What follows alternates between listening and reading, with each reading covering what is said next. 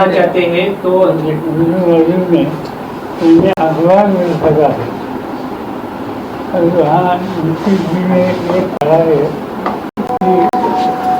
कि जो इंडिया का गठबंधन है इसके साथ मैं रहने वाला हूँ, ऐसा उनका स्टेटमेंट आया है, वो मैंने देखा।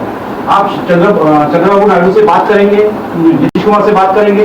नहीं, क्योंकि ये इशू हमारे नीति में जो तय हो जाएगा इस लाइन पर हम जाएंगे। अभी हमने बात ही नहीं की तो कहीं के लिए किसी का नाम नहीं। क्या सर इंडिया अलायंस ओपन है? एनडीए का जो अलायंस के जो उनके पार्टीज के जो लोग हैं अगर इंटरेस्टेड हों तो क्या आप लोग उनको कंसीडर करेंगे इंडिया अलायंस के अंदर? आज मैं कह नहीं सकता, शाम की मीटिंग के बाद हम आपको बता सकते। अजीत पवार की एनसीपी का क्या भविष्य देखते हैं आप महाराष्ट्र? मालूम नहीं। लगातार सरकार बनाने के कयास भी चल रहे हैं। इंडिया अलायंस भी आज बैठक करके कुछ न कुछ निर्णय निकालेगी। पीएम के चेहरे को लेकर या कोई भी मुख्य चेहरे को लेकर सवाल बरकरार है, वो कौन हो सकता है? सवाल आज हमारी पहली मीटिंग है, पहली मीटिंग में हमारे आगे की नीति क्या होगी इस पर बहस होगा, तय करेगी।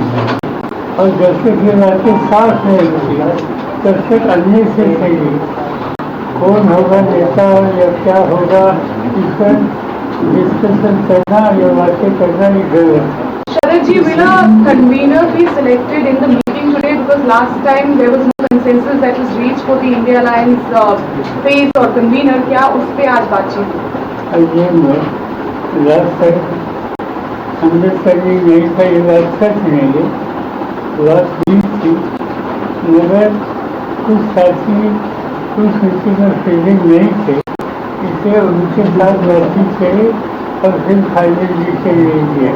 ऐसी बात हमारे सामने कही। ये मीटिंग के बाद तुरंत देश में चुनाव शुरू हो गया, इसलिए वो इशू पीछे रह गया। आज शायद ये इशू किसी ने रेज किया, इस पर कुछ हो सकता है। सर, इसी मीटिंग में उद्धव ठाकरे भी एब्सेंट रहेंगे, तो क्या कह सकते हैं कि दोबारा से आगे ऐसी मिलती का सिलसिला चलता रहेगा, क्योंकि इस बार भी एक मुख्य नेता एब्सेंट है? Uddhav ji is right. No, but his party is coming. Yes, ma'am.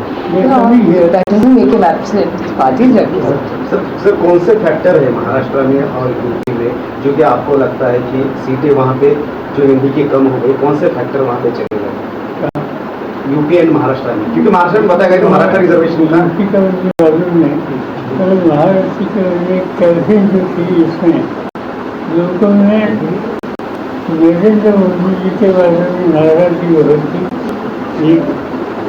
Rising prices इसी चीज़ों का अनएम्प्लॉयमेंट के बारे में नौजवानों बिल्कुल नाराजगी थी, और किसानों की ये समस्या हल करने के लिए आज की यहाँ की मोदी सरकार जो कामयाब नहीं हुई, इसकी रिएक्शन लोगों ने की। और ये जो रिजल्ट आ गए, इस रिजल्ट में मैंने जो मुझे कहे कि मेरा अंदर नहीं कर सकता। जातिवाद इसमें उफान पर था ऐसा कहा जा रहा है। महाराष्ट्र में मराठा कम्युनिटी का जो सराय ने जो आंदोलन किया है उसका कार्यकर रहा है। मुझे ऐसा हमने देखा नहीं। सर आपने कहा कि नंबर किसके पास है ये ध्यान रखना होगा। आज की तारीख में जो एनडीए का नंबर है वो बहुमत से पार है, लेकिन आप लोग भी बहुत बहुमत के करीब है, लेकिन बहुमत है नहीं। लेकिन कांग्रेस की तरफ से टीडीपी को बहुत ऐसे ट्वीट्स दिए जा रहे हैं, बहुत सारी बातें कही जा रही हैं, जिससे ये कहा जा रहा है, अनुमान लगाया जा रहा है कि टीडीपी को एक तरह से कांग्रेस फीलर दे रही है। अगर इस तरह की संभावना बनती है कि जेडीयू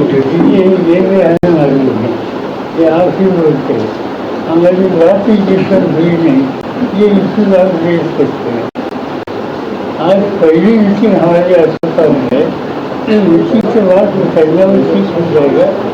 न हमने तय किया, न हमने बात की, और इसलिए आज ये जो इशू आपने रेज किया है, इन बारे में हमें कोई मालूम। सर मराठीमध्ये सर तुम्ही जसं सुरुवात केली की आज पहिली बैठक होते, सत्ता स्थापनेचा म्हणजे अगदी काहीसा आकडा कमी आहे, दावा करणार आहात किंवा तशा पद्धतीनं काय तुमचं वैयक्तिक याबद्दल मत काय? वैयक्तिक मत तिचं माझं महत्त्वाचं नाही, तिचं कलेक्टिव्ह मत काय आहे ते आमची युती झाल्याच्या नंतर सांगता येईल. जो काही आमचा निर्णय होईल ती विचारधारा होईल ती सामूहिक होईल आणि सामूहिक डिस्कशन आम्हाला आज कमिटीमध्ये व्हावं अशी अपेक्षा. सर पण याला लागून तुम्ही ज्येष्ठ आहात सगळ्यांपेक्षा आणि ह्या सगळ्यांना जोडण्यामध्ये देखील खूप मोठा रोल तुमचा राहिला होता. तुम्ही जर पुढं जर याला जायचं असेल तर मग काय नेमकं या सगळ्यांबाबतीत देखील सांगाल, कारण या सगळ्या गोष्टी तुमचा मोठा राहिला होता. मी सांगणार नाही आमच्या मीटिंगमध्ये डिस्कशन व्यवसायाच्या साक्षीचा मनस्थिती काय आहे ही लक्षात घेऊन पुढे आम्ही एकत्रित ठरवून व्यक्तिगत तिथं तुम्ही निर्णय होणार आहे. मधल्या काळात काही इंडिया आघाडीतले व्यक्ती जे आहेत ते नाराज आहेत अशा पद्धतीच्या चर्चा होत्या. खास करून ममता यांच्यावरती चर्चा होती की सर्व मंडळी आजच्या बैठकीला संध्याकाळी असणार आहे. मला माहिती कोण हजर राहणार आहे. नंतर दिवशी माझी काल चर्चा झाली होती ते नाराज आहे अजिबात राहिली नाही. सर नितीश कुमार यांच्या पक्षाकडनं अनेक त्यांच्या मंत्र्यांनी वक्तव्य केलेत की त्यांना पंतप्रधान पदाचं दावेदार जे आहे ते NDA मध्ये बनवावं. दुसरीकडे चंद्रबाबू नायडू देखील म्हणतात की मी माझी भूमिका जी आहे ती वेळोवेळी माध्यमांसमोर मांडत राहील.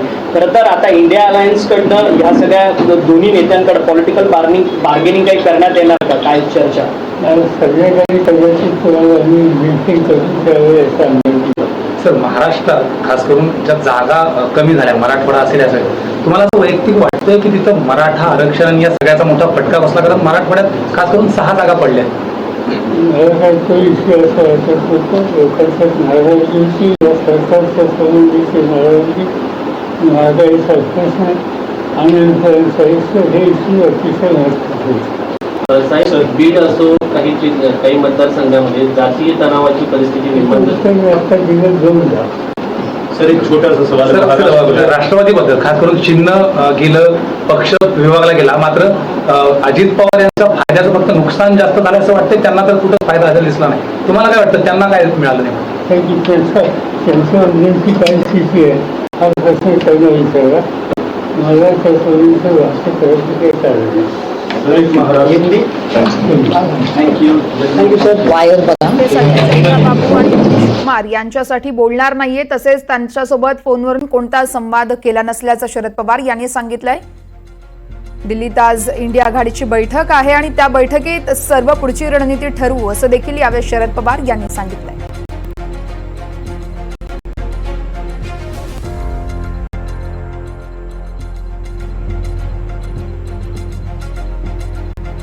नितीश कुमार यांच्या संदर्भात यावेळेस कोणतीही चर्चा केली नाहीये, तसेच कोणत्याही नेत्यांसोबत चर्चा झाली नाहीये. पंतप्रधान पदाच्या नावावर अद्यापही चर्चा नसल्याचं शरद पवार यांनी सांगितलं आहे. संध्याकाळी इंडिया आघाडीची बैठक होते आणि त्याच बैठकीच्या आधी शरद पवार हे माध्यमांसोबत संवाद साधतात.